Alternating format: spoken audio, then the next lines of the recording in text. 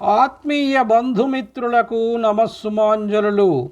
మనమందరం కలిసి శ్రీ శివానంద లహరి గురించి తెలుసుకుంటున్నాం. ఈరోజు శ్రీ శివానంద లహరిలో 68వ శ్లోకం.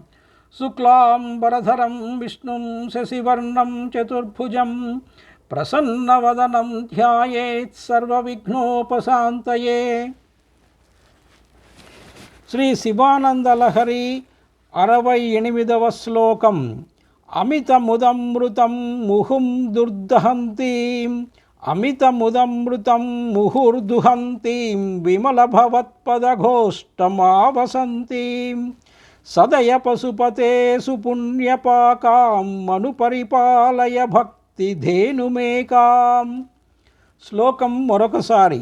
అమితముదమృతం ముహుర్దుహంతీం విమలభవత్పదఘోష్టమావసంతీం సదయ పశుపతే సుపుణ్యపాకాం మనుపరిపాలయ భక్తిధేనుమేకాం.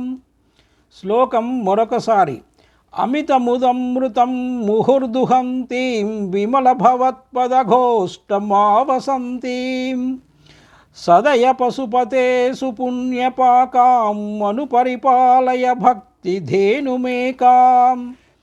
అనువాద పద్యము.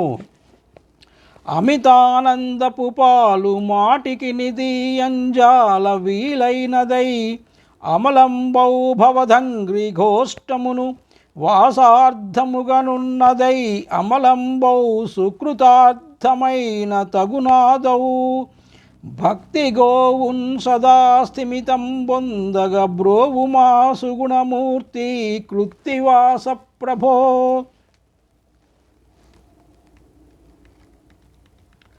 శ్లోకము యొక్క తాత్పర్యము. భూతనాథ, నీవు అపార దయగలవాడవు. నా పుణ్యవశమున నాకీ భక్తి అను గోవు లభించినది. ఇది ఆనందరూపమైన పాలు పదే పదే ఇచ్చును. నీ పాదరూపమైన పశువుల చావడిలో గట్టికొననిచ్చి ఈ ఆవునొక్క దానిని కాపాడుము. శ్లోకము యొక్క వివరణము.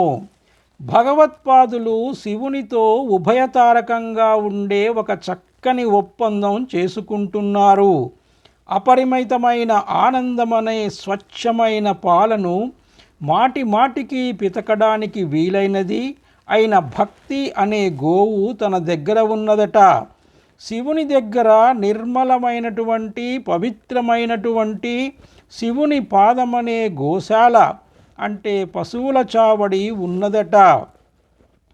తన భక్తి గోవుకి కావలసిన రక్షణ పోషణ శివుని పాద గోశాల వద్ద చక్కగా లభిస్తుంది. కాబట్టి తన భక్తి గోవును శివుని పాద గోశాల వద్ద ఉంచడానికి అనుగ్రహించి ఆ భక్తి గోవు సంరక్షణ పాలన బాధ్యతను స్వీకరించి మహోపకారం చేసి పెట్టవలసినదిగా ఈ శ్లోకంలో శివుణ్ణి అభ్యర్థిస్తున్నారు.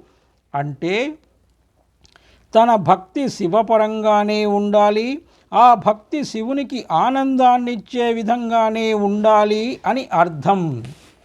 ఇంతటితో శ్రీ శివానంద లహరిలో 68వ శ్లోకం సమాప్తం. సర్వే జనా సుఖినో భవంతు. స్వస్తి. ఓం శ్రీ మాత్రే నమః.